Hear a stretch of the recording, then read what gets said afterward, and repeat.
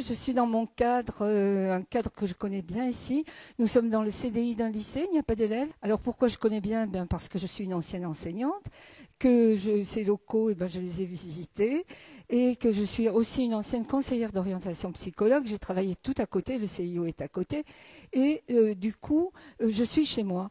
Et je suis d'autant plus chez moi que mes livres, puisque je suis aussi écrivain, sur les 10 livres que j'ai écrits, il y en a 5 qui parlent de la drogue, au hasard, devinez pourquoi. En effet, mon public préféré, c'est le public des jeunes. Pourquoi? Parce que les jeunes sont la cible des dealers. Alors, à quel âge sont-ils la cible des dealers? Ça, c'est une question qui se pose en effet. Dans un premier temps, mes copains chefs d'établissement m'avaient dit d'intervenir en terminale. Et ensuite, le proviseur m'a dit, écoute, tu devrais passer en seconde aussi, parce qu'en seconde, on a des problèmes dans une classe. Donc, je suis allée en seconde en disant, ils sont peut-être un petit peu trop jeunes. Et puis, on m'a dit, écoute, au collège, là, le principal demande que tu interviennes en troisième. Là, je trouvais qu'il y allait un peu fort. Mais en fait, c'est lui qui avait raison. Parce qu'en troisième, les problèmes se posaient déjà. Et puis, on m'a dit aussi, les quatrièmes. Et en effet, maintenant, il faut aller en quatrième parce qu'au collège, c'est là que tout se joue. Les quatrièmes, jusqu'en quatrième, ils sont gérables. Ce sont des enfants qui deviennent des ados. Ils s'opposent pas encore aux parents. On sait gérable. Mais en quatrième, ne serait-ce que pour embêter les parents, quoi, les conduites de nos ados, c'est bien un petit peu cela. Il se prouve qu'ils existent en se rebellant un petit peu contre les parents. Et donc, en quatrième, il faut y aller. Et j'y suis allée. Et je suis allée en cinquième et je suis allée en sixième. Je ne cesse de descendre. C'est d'ailleurs une des choses que j'ai remarquées dans ma lutte de prévention contre la drogue, c'est que le niveau des premières expériences s'est abaissé. Et alors, j'ai cru avoir trouvé la panacée en disant, moi, voilà, je fais de la prévention. Prévenir, c'est venir avant. Eh bien, je vais aller en CM2, avant l'entrée au collège. Je vais y aller au mois de juin. Enfin, quand je dis je vais, c'est l'association. Je suis l'intervenante de l'association. C'est pour ça que je dis je vais, parce que je suis sur toutes les classes.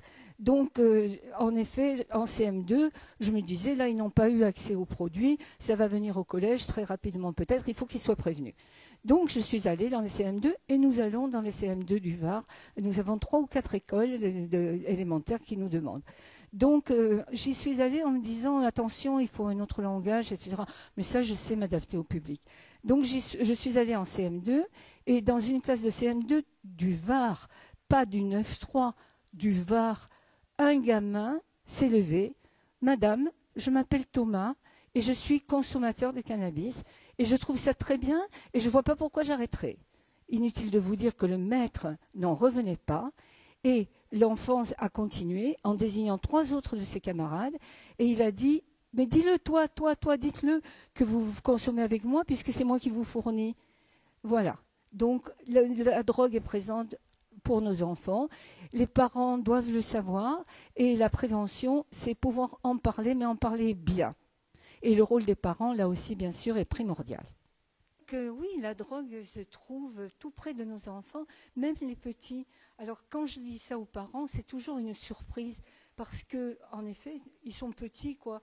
On les protège, on est de bons parents. Et oui, en effet, nos enfants sont en contact avec la drogue, même quand ils sont petits.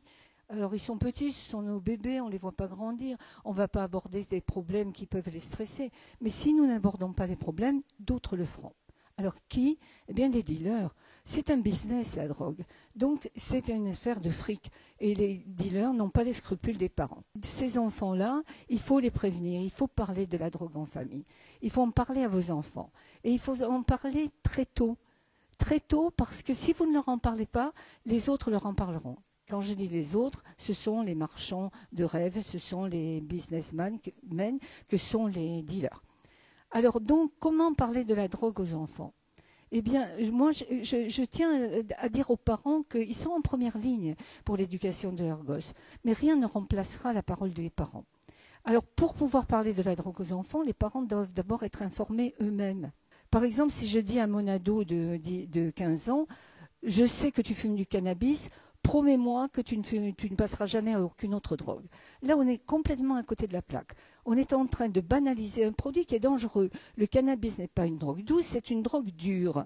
Lente, mais dure. Une drogue très hypocrite, sournoise, mais une drogue dure. Donc là, on est à côté de la plaque parce qu'on est en train de banaliser un produit qui, à terme, peut détruire l'enfant.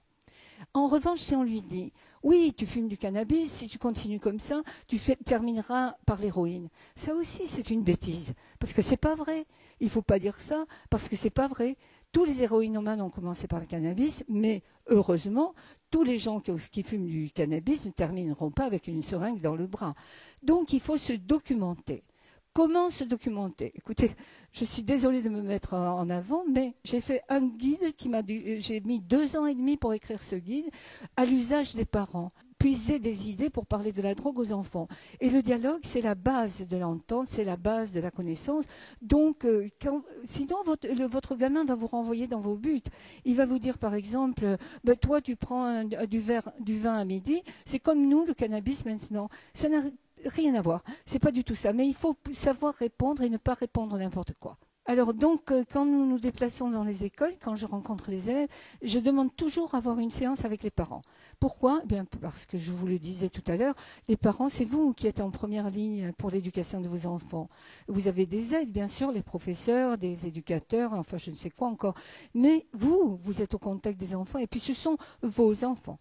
Donc, je demande d'avoir les parents. Et souvent, les parents ont peur de se déplacer parce qu'ils se disent, si je me déplace à une réunion comme ça, on va croire que mon enfant se drogue.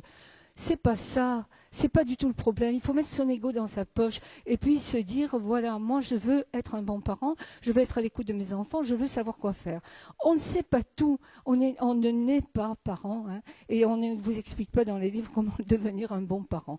Donc voilà, nous vous proposons, des réunions de parents et nous souhaiterions vraiment que vous veniez nombreux.